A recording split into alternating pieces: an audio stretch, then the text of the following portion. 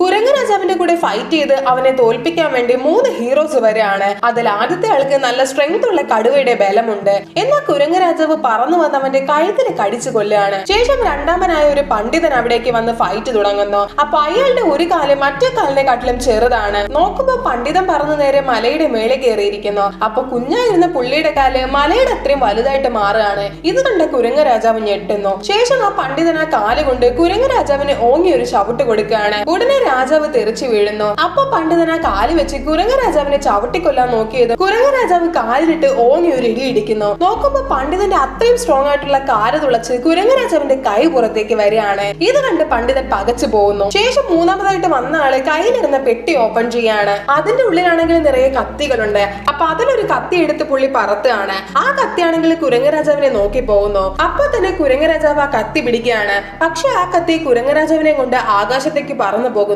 ആ സമയത്ത് പെട്ടികളിലുള്ള മറ്റു കത്തികളെല്ലാം കൂടി അയാൾ ആകാശത്തേക്ക് അയക്കുകയാണ്. അങ്ങനെ മുകളിലെത്തിയ കത്തികൾ താഴെ ഇരുന്ന് കൺട്രോൾ ചെയ്ത് അയാള് കുരങ്ങ് രാജാവിനെ കുത്താനായിട്ട് നോക്കുന്നു. പക്ഷെ രാജാവ് അതിൽ നിന്ന് മിസ്സായി താഴേക്ക് പറന്നു വരികയാണ്. അപ്പൊ തന്നെ അയാളെ എല്ലാ കത്തികളും കൂട്ടിച്ചേർത്ത് പവർഫുൾ ആയിട്ടുള്ള ഒരു കത്തിയാക്കി മാറ്റുന്നു. അപ്പോൾ കുരങ്ങ് രാജാവിന്റെ കയ്യിലുള്ള ആയുധം ആ കത്തിയുമായിട്ട് മത്സരിക്കുകയാണ്. എന്നാൽ കത്തി കുരങ്ങ് രാജാവിന്റെ ആയുധത്തെ തോൽപ്പിച്ച് അയാളുടെ ദേഹത്തേക്ക് കുത്തിക്കേറുന്നു. പക്ഷെ നോക്കിയപ്പോഴാണ് ആ കത്തി സ്വയം നശിച്ചു പോവാണ്. സംഭവം എന്താന്ന് വെച്ചാൽ കുരങ്ങ് രാജാവിനപ്പോ ഗൊറില്ലയുടെ ശക്തി കിട്ടിയിരുന്നു.